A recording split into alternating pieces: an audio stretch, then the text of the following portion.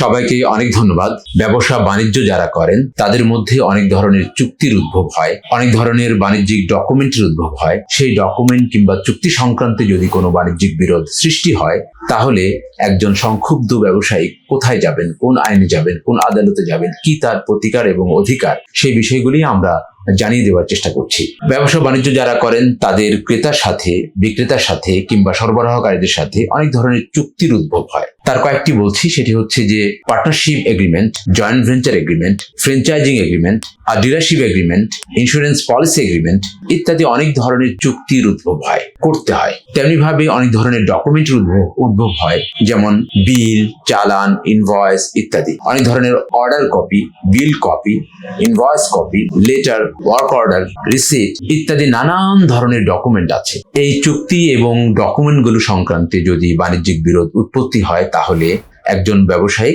বাণিজ্যিক আদালতে আসবেন।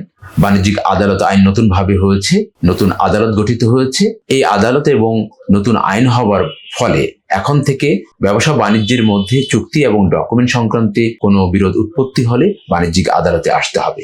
সংক্ষুব্ধ ব্যক্তি এই বাণিজ্যিক আদালতে এসে তার অধিকার এবং প্রতিকার পাইতে পারেন।